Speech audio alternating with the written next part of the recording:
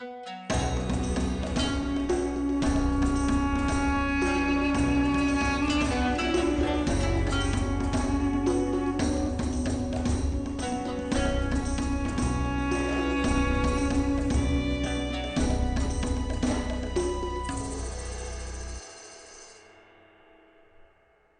gamers, this is Liz Davis from Beyond Solitaire, and I'm here with Jason Perez from Shelf Stories and One Stop Co-op Shop. Yo, my peoples, what's up?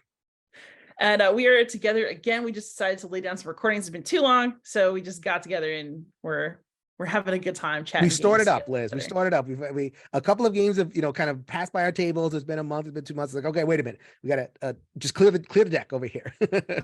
We got a whole morning clear. Let's make it happen.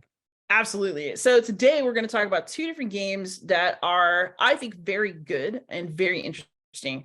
And one of them is Land and Freedom by Alex Knight. It's a game about the Spanish Civil War that's semi-co-op. We'll get into more details about that. And then there is also Stonewall Uprising by Taylor Schuss. It is published by Catastrophe Games, and it is about gay civil rights in the 60s, 70s, and 80s. Right. These are all kind of in the Catastrophe Games, Blue Panther LLC. They're kind of linked and everything.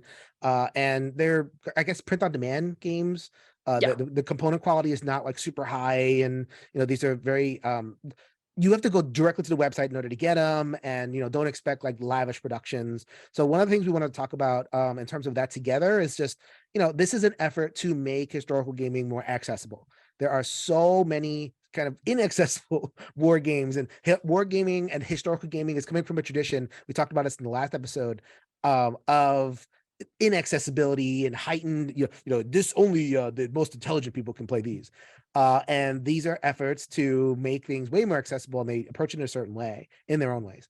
So we'd love to talk about both. They're both a very interesting, very offbeat historical time frames. So yes. Which one do you want to do first? Let's do Land and Freedom. All right.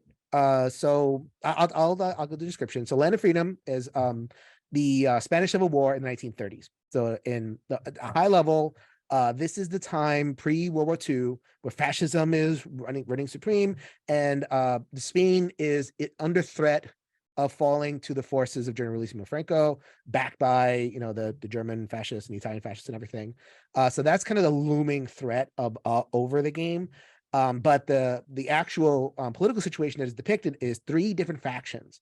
This game is for 1 to 3 players, and you're playing one of these 3 factions. So you have the moderates, who are your ye old people that are running the country, allied with the the free U.S. and everything.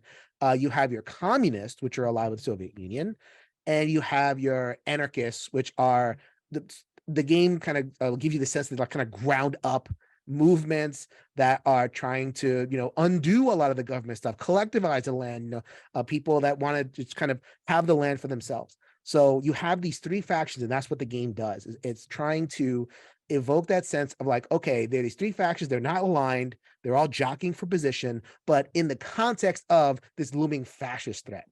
Yes. So mechanically, it is a competitive / cooperative game. It's called semi-co-op, or whatever term you want to use. I find those terms a little bit slippery, confusing, but really what they're getting at is there are these 2 goals they are trying to accomplish in Land of Freedom.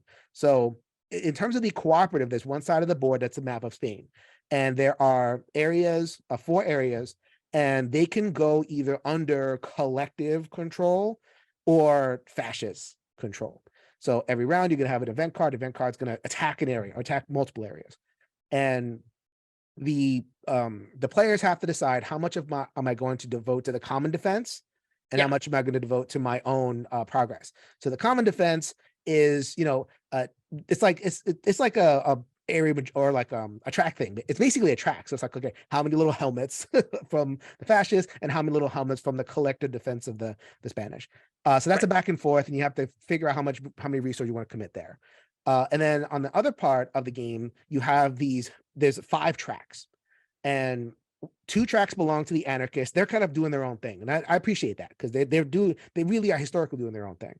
And so like liberty and collectivization, that owning the means of production, taking it away from the official government, that's represented by a track. And then you have tracks that represent the control of actual government, which is fought over between the communists and the moderates. And then they all have, each of them have their own support track. So that's the game. And in terms of what you're doing on your turn, you have a hand of cards. Always have a hand of cards. There's lots of cards. And play a card, and it's a multi-use card. So you can either use your action points to do one of those things, or you can use your action points to do one of those things and then form kind of a tableau. So kind of you're building up over time. The more of these cards you play in a row, the more you can do. And I won't get into like everything that you can do, but you're basically building up. Or if you are behind on something, you can trash the card for its event. And that gives you like a big thing that you can do. But +4 collectivization, -4 Soviet support, or whatever it is. So that's the kind of push and pull you're doing in the middle of the turn. So there's 2 push and pulls. 1, what do you do with your card?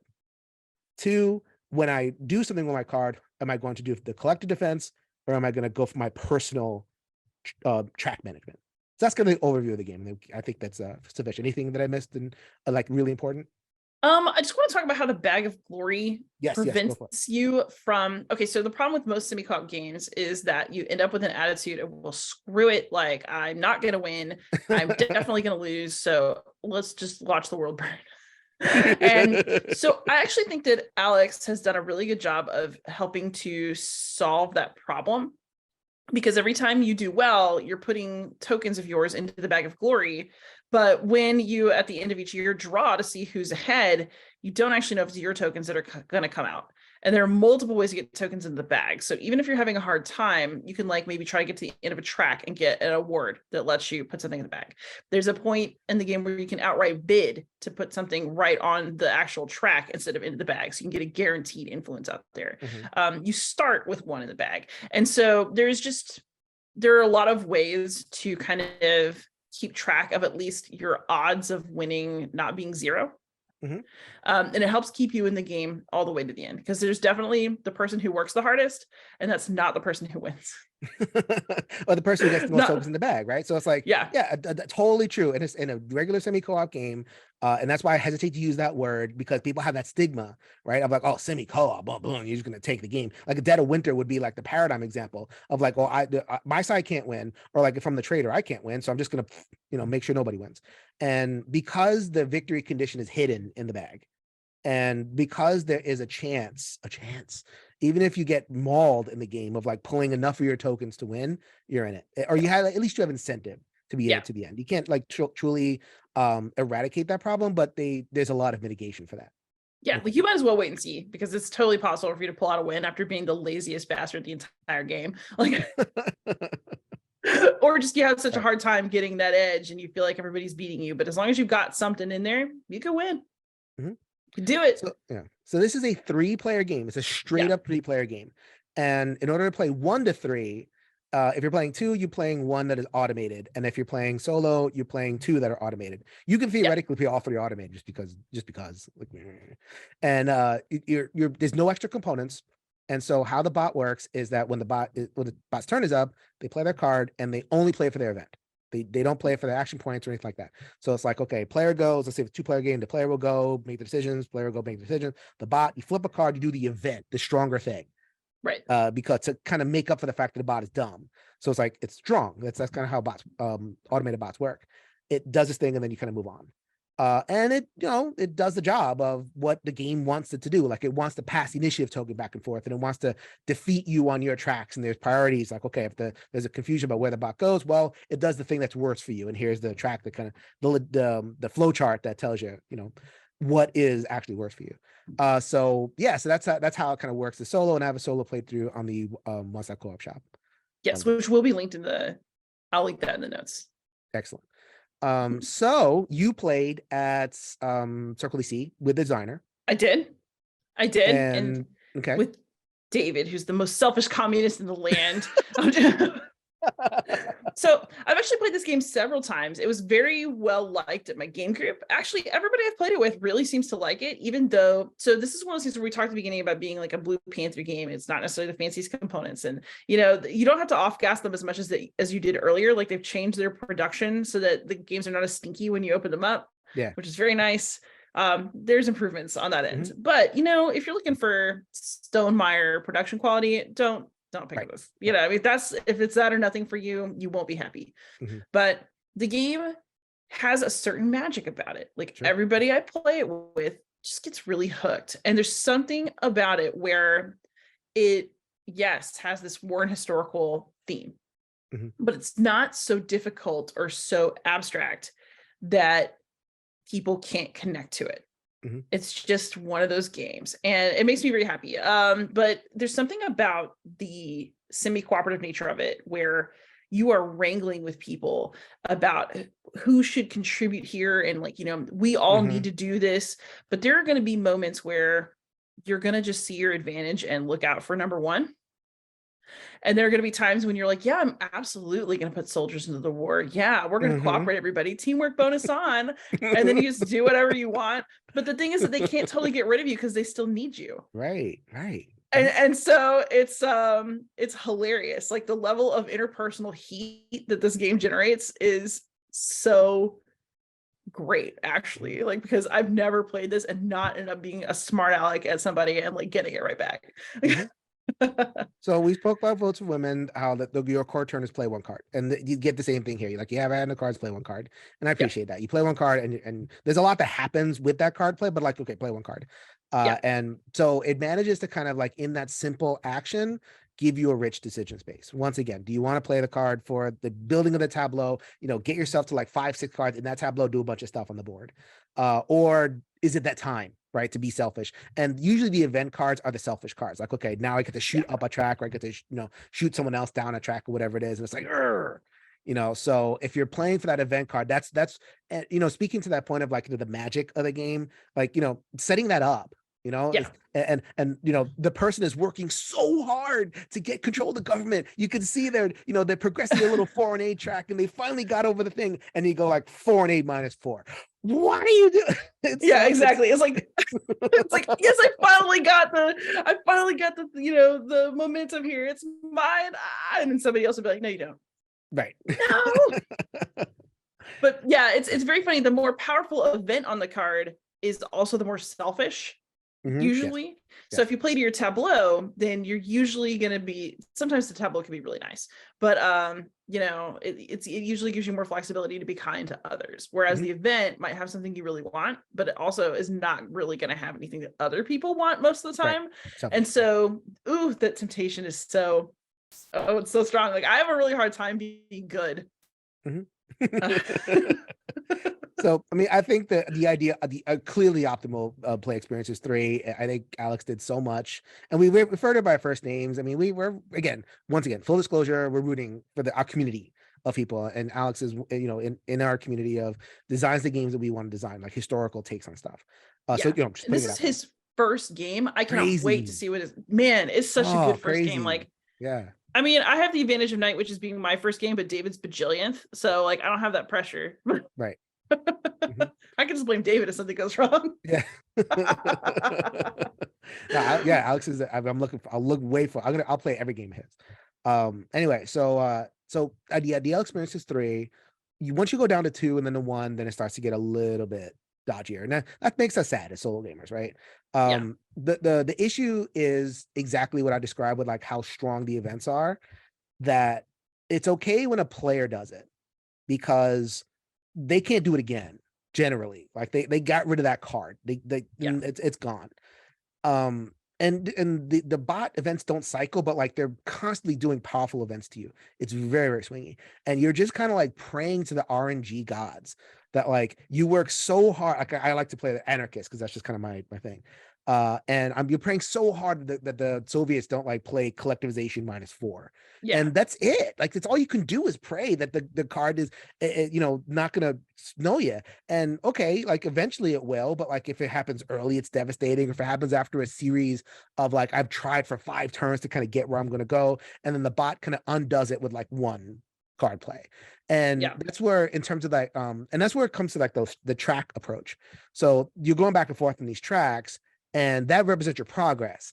And so for the bot to be able to wipe out possibly multiple turns of progress so easily and just knock you back on a track, it works. Like I've played it and it's fun, but it's not nearly the kind of fun that this game offers in the multiplayer. Yeah, it's really, the solo is interesting. It is functional. Right. It's functional. And you're going to learn the history, and you can even have quite a bit of fun with it.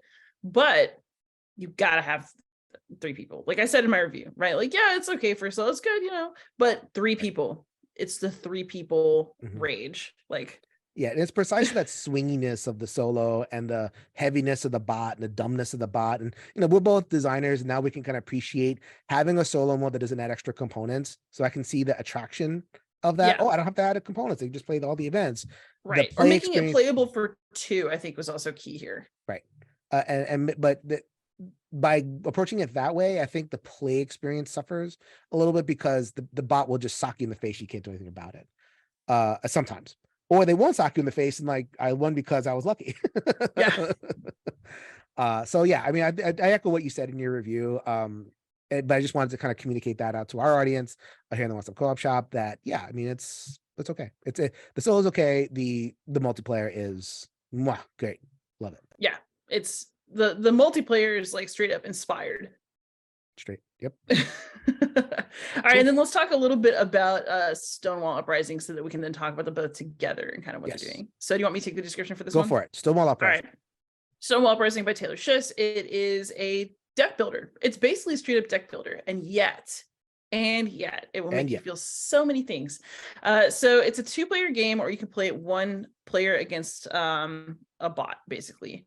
And one side is going to be Pride, and the other side is the man, because you are fighting for gay rights and the man is trying to keep you down. And so when you play, you are basically just playing cards that will move cubes along tracks. So there are 3 different tracks. More tracks. That represent This tracks all over the place. Lots of tracks that represent different areas where pride can become more socially accepted. Like, is there going to be belief in personal freedom? Are we going to have, support in a various, political ways? Like you're basically pushing and pulling these tracks. And the thing is, the man is also pushing and pulling on those tracks. And so when you hit your end zone on your track, it'll reset to the middle, so nobody ever ends up just stuck with somebody just milking the other end of the track. But the tracks have really distinct benefits. So you can get more dice if you are Pride. You can move the Overton window. You can demoralize. So I should say, basically the win condition of the game for Pride is that you want to get the Overton window sufficiently open that gay rights becomes accepted in society. So the Overton window is basically just a sociological term for what people consider normal and acceptable in a society. And so, I would say the Overton window is much more open right now than it was in the 60s, but there are people who are trying to slam it closed on our fingers as we're pushing the window open. But then if you're the man, you want to detain and then demoralize Pride cards from the Pride player's deck. So it actually represents oppression. And then later in the game, there's also the possibility to win via AIDS deaths, which is super dark. And we'll talk more about that, but it must be discussed. But basically, you're pushing and pulling to either do things that oppress Pride or to do things that give Pride a boost. And it plays very much like a traditional deck builder. You've got cards in your hand, they have value, they have an action on them. You push the cube, you do the action. However, there are some twists. One is the first person to fold puts interesting pressure on the other player, because basically once one of the players folds, the other one can keep playing cards and they're double in value, which is super great. But also everyone you play, your opposing player gets to pick up another card the next turn. And so you're giving them some card flexibility and advantage the longer you push. And the other thing is that you want to hold on to cards in your hand, because you know how in a lot of deck builders you have like a currency card versus a attack card or something like that. Well, in this game, your cards are both. So basically you can be using the value of your card on the tracks to push one direction or another. Or you can be saving the value of those cards to buy better cards. So if you have more card draw, even if you don't want to play all those cards, you can use those cards to buy, which you're going to want to do. Get those good cards. So it's deck building with some twists, but it really does feel like a traditional deck builder. And yet I find this game very emotionally affecting. I think maybe because of the titles on the cards and the way they're depicted. So I mentioned in my review, like the Pride cards are so bright. They're beautiful in the sense that like it's just like all these different people looking happy. and they're celebrating, and it's like real historical figures and like real societies that, Marsha P. Johnson, I love her. it's so good. And then if you look at the man on the other side, this is very deliberate, right? But everything's dull and gray, lots of shadowy figures. It's like, ooh, fear of communism. Ooh, televangelism, Pat Robertson. how will this affect the war? And so, right. It's very interesting because playing the man is very deliberately made into like a bleak, kind of horrid experience. And I think it should be, but it also is very much Chess's vision of who's right, how it should feel, how you look if you're sitting around oppressing gay people and trying to stop them from having rights. The game is a very clear statement about whose movement is beautiful and free and something special, and whose side is bleak and drab, right, and does not want the best for this world. Right. So, just as a counterpoint, so we just talked about Land of Freedom with the 3 factions. Like, it could have made, say, the Soviets, to be this kind of, iron bleak faction or whatever it is. But the Land of Freedom made this specific choice, like, okay, these are 3 factions, right? And they're kind of co-equal and then a little bit asymmetric, but there's no necessarily bad feeling about playing any faction. Here, the game wants you to feel bad about playing the man. And that sounds interesting. Like, it seems like it would be a put off, and there was a solo mode because of that exact issue of that automa deck. And the solo mode's an automa deck. Like, it does a lot of what the man does, just dumber and stronger. And it's unfair. We'll get to that in a little bit. But no, I think that it's a very intentional choice and a very smart choice to make players uncomfortable playing the man, and put them in a position of like, okay, no, you are going to try to win. And I want you to know what you did. Look what you did. Yeah. So look what you are doing. Right. And another thing that in terms of the deck building, there's also a deck called deconstruction mechanism where like the man can kind of take cards away from Pride. So like if certain cards are played, either the Pride plays them or the man plays them, like they, and actually it's more like the tracks are hitting. So like you hit those certain points in the track, then the man can take cards away from you. And they can detain them, which gives the player a chance to get them back, or demoralize them, which is you're at the game. Yes. And so that's where a lot of the poignancy comes from. I call this a poignant game. This isn't a belly laugh haha game. This is a very poignant game. Yes. And so I think that's where a lot of the poignancy is. Of like, there's so much color in the card. You can get kind of invested, but the man can take those cards away. And Pride can't do that. Pride doesn't take anything away. Pride is just trying to push the tracks and maximize what they're doing. Yeah. Yes. And I will say though, so yeah, it makes sense to have an automa so that people don't have to play the man. I kind of feel like unless you are already traumatized by the man's activities in your personal life, that you should. Like, as a cis straight white woman, I found it very upsetting to play the man. I also feel like I should. Does that make sense? Like, at least once you have to do it, because I think that thinking about how your actions are perceived in that role is really important. Right. I would say that if you've already, been traumatized in your personal life, maybe you don't want to do that. Right. I mean, full disclosure, I've played this. Because of the pandemic, my gaming and therapy is way down. I've played this game in therapy. Really? And I played it with a young woman who was transitioning. And of course, I'm never going to let them play the man, but I played the man, and they played Pride, and they were able to kind of, because they tapped into their own struggle in transitioning. Because I live in a blue state, Connecticut, but I kind of live in work in a red bubble within that blue state. Yeah. And so the acceptance has been difficult as she transitions, and she's in high school right now. And to be able to, like, in the safety bubble of a play experience, for her to play her cards and have her allies, basically you're playing your allies, right?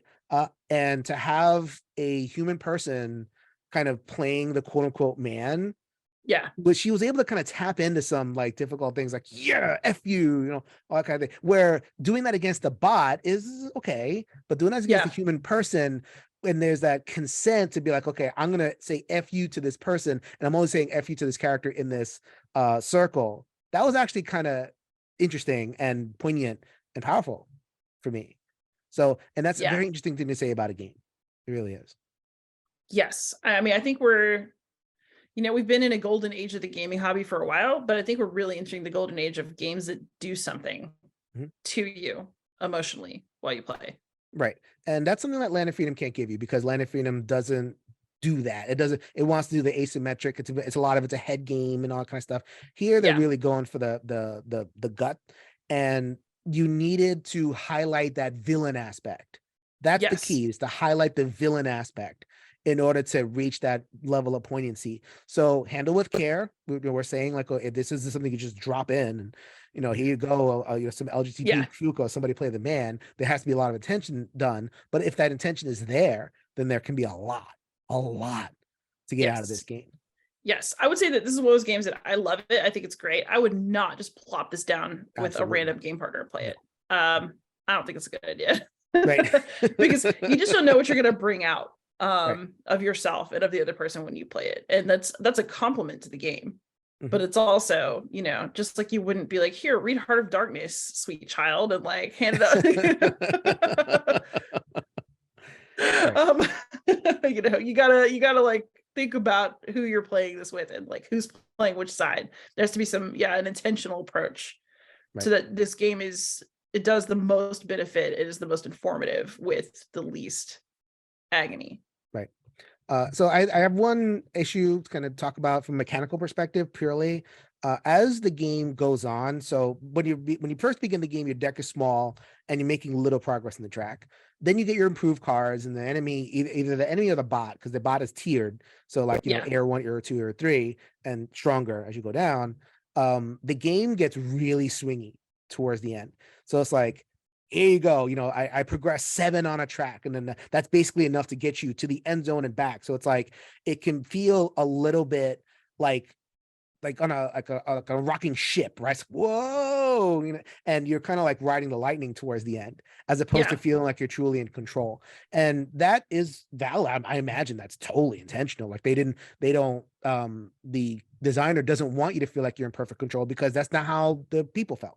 They didn't feel like they were in control, because things kind of got out of, the AIDS crisis happened in the 80s. That's the climax of the game. And so things are very fraught, and there's that back and forth. So I imagine the game experience is that they want to put you in that kind of very swingy, backlashy, huge progress and huge move back. And you're trying to just kind of like do enough on your turn to make your little progress, get your dice and roll on that do that victory roll.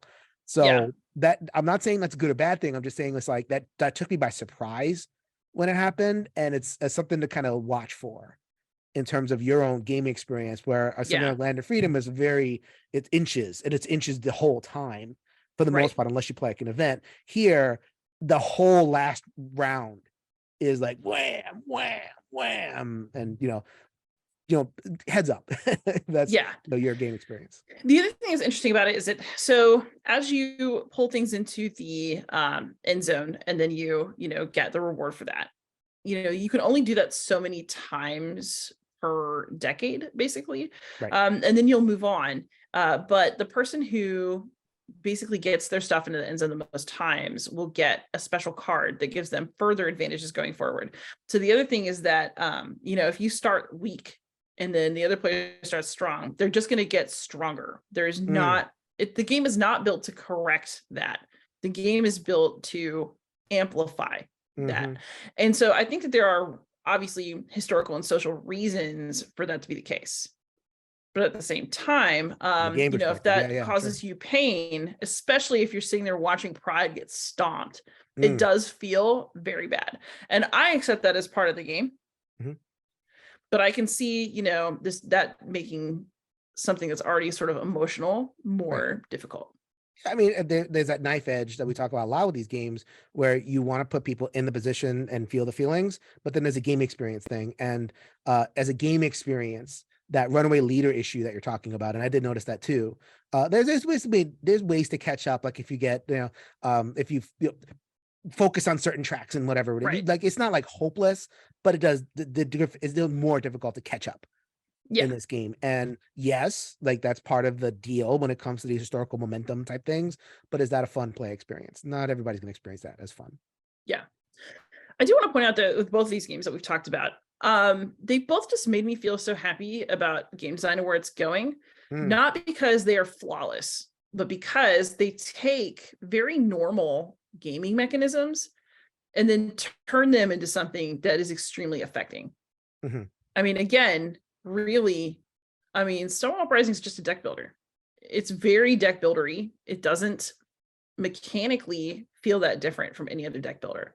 All you had to do is put different art on the cards and say the tracks meant certain things and give names to those cards. And then suddenly it's like, I mean, the way that Taylor does it, he does it just right. So that it will play in a way that's very familiar. But as you play it, the emotional ride is wild. And like the same thing with Land and Freedom, you know, it's not as grim, right, as Stonewall Uprising, but it really does a great job of kind of highlighting the need to work together, but also wanting to be first among equals. And the way that the game brings that out of you and creates that within the game space is just awesome, considering that really it's just a turn where everybody plays one card. There's like some little chits out there on the map. Like you would think that it's so rinky-dink and simple, and yet from these components, something really special emerges. And like everybody who's been into a game has experienced that, but I'm happy to start seeing historical games that are really producing those experiences in the service of meditating and reflecting on history. So, and we want to point that out. I mean, obviously we like these games, even love these games at certain player counts and with certain caveats, right? Like the games overall, love with caveats. I think that's have to be in the right circumstance, 3 players for Land of Freedom, and informed consent, group with Stonewall Uprising. So that's where we are. As historical gamers, we bring a lot to the games. And even if we don't know the historical time period, we know enough about the general sweeps of history, and we kind of fill in the gaps, right? And so these 2 games in particular, they accomplish what they accomplished through the use of tracks. And it's very abstract. It just tells you AIDS deaths, track 1, 2, 3, 4, 5, or collectivization, which is this huge thing of like, taking the, production of like we take ownership of land for granted, but it's like collectivization of land. Like there's no ownership anymore. It's all the people owning it. So like, it's a huge concept that I'm totally into, but it's a track. And so it's hard for us to say because we do as historical gamers put in so much, but what would you say in terms of, is that a good way? Is it too abstract? Is it make itself niche for people like us who can put ourselves in there? Or do you feel like the track approach is a fruitful thing, even for people who might be even less interested about the history than we are? Ooh, I think this is me, I'm not good at just one or the other. So Dodge. I think that tracks are okay as long as they are there in service of you streamlining the game down to create the emotional experience that you specifically were looking for. I sort of feel like it's more a matter of emphasis, because you can't emphasize everything. Like if Land and Freedom were a book, maybe there'd be a chapter about why the anarchists have the tracks they do, and why the communists have the tracks they do, and why the moderates have the tracks they do. But because you're doing it in game form, the more you abstract, the more room you do leave for the other things that you wanted to flesh out. Like I think, for example, in Land and Freedom, you could quibble about the tracks and the way they're set up, but that would be a different game if you wanted to fully flesh them out and bring that part out. Because the essence of the game is vying for control while also trying to survive together. And so everything needs to be abstracted in order to bring that experience to the forefront. If you wanted to communicate something different, maybe something else would have to go on a track. But, if you want the game to be playable, if you want the game to not have rules that are 100 pages long, if you want the game to bring out specifically the experience that you want the players to have, something has to go. And I view the tracks as that choice. It's the thing that had to still be present, but be abstracted in order for you to have the game experience that the designer intended. Right. For me, I'm so glad you like kind of identified kind of the core experience, right? So there's so much you could say about all these time periods, and like a game like John Company, right, has the expanded room to be able to say multiple things multiple times. Here's how you felt here, da da da da. You can explore all these things.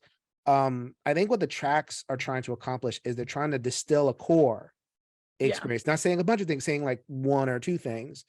And the way that each game links the tracks to something you care about, like a card. So Stonewall Uprising is right there. So, the systemic support track, you move down one, and if you're the man, then there's no systemic support. And guess what? Your card gets taken, kind of like the man is arresting you because the system's against you. And then if you take that back as a player, the pride player, then you are freeing that person. The laws are to their benefit, and they go out. So like the fact that Taylor made this specific thing of like, okay, care about the cards, and styled the track such that the card, this is the way in which we play with these cards and create extra stakes, right? So it could have been a bigger game. It could have accomplished more, said more. There's a lot more to say, but I think the tracks ended up being effective in like distilling what it is saying down to that core and making it about that core tension, tug of war, etc. Yes. If that makes sense. Right. Yes.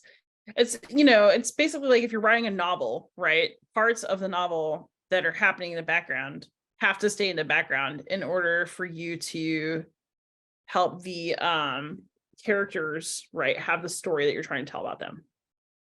Right. And you can have something that's set against the backdrop of, like, I'm reading the Sharp novels right now. They're Bernard Cornwell series about like a British soldier, and he starts out in India, but we're up into the Napoleonic Wars now. And so I'm really looking forward to him giving the Napoleonic army some hell.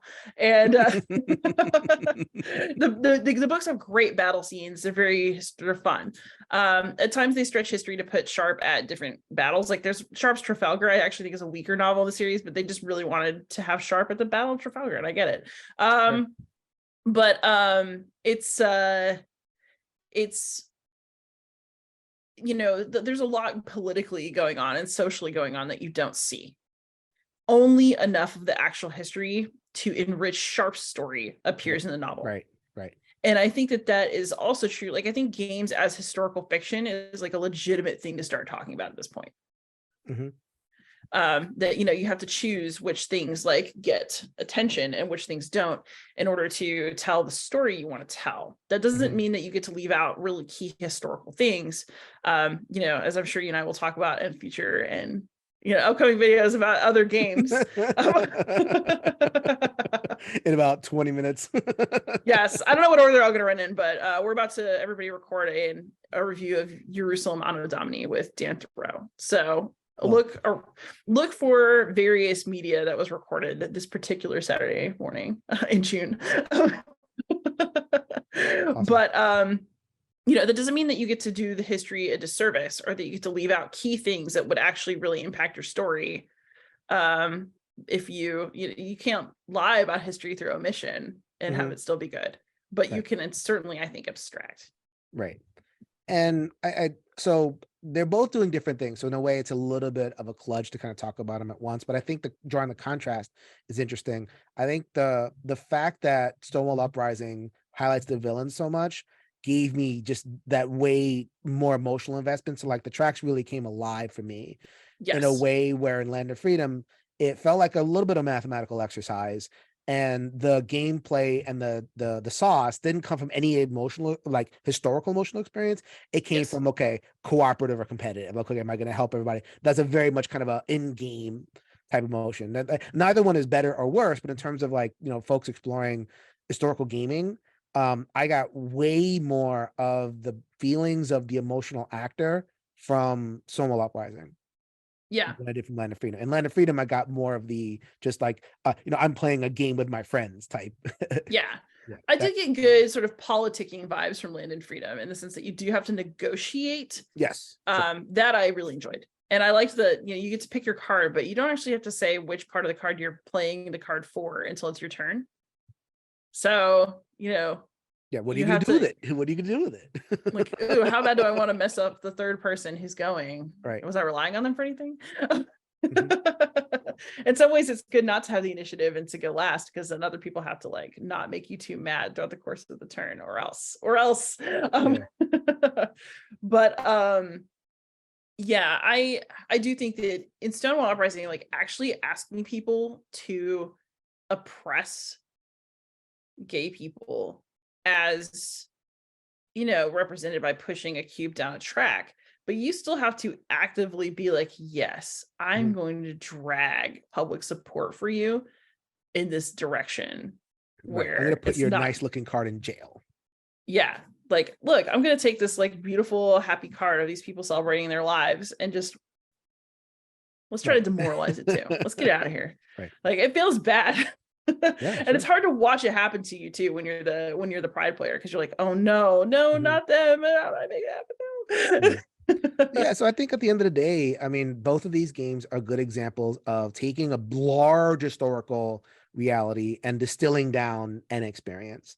And if you Yes. want more of that, then there's large reading lists in both of the books and everything. But I found that in terms of filling in one particular emotional experience, one particular aspect of whatever the conflict was, I thought these games both accomplished a lot, and I look forward Yes. to more along this track. I don't need historical games that are like giant, things or anything, like theses, basically. Yeah, this is a very much a valid way to pursue historical gaming, and I look forward to definitely look forward to more development here. Me too. Me too. I think that these games are really representative of the current cutting edge of what we can do with historical games. And I'm excited for them as they are. And I'm excited for the growth in our sector of the hobby they're going to represent. Absolutely. All right. So for now, we're going to wrap this particular recording, but be looking out for more fun stuff from us throughout the summer. I am Liz Davidson from Beyond Solitaire. You can find me anywhere as Beyond Solitaire. Jason, where can you be found? Twitter, Shelf Stories GBL, Facebook, me, Jason, BGG. A lot of people hit me up on BGG, Pope Six this, and my channel, YouTube, youtube.com/shelf stories. Also, I'm on the One Stop Co-op shop, which work up by Happy Fun Times stuff. So yeah, no, I'm all over the place. Very open to interact with y'all folks. It's awesome every time it happens. Fantastic. All right. So for those of you out there, please like, subscribe to all of our outlets, comment, ask questions, and most of all, happy gaming. Later, everybody.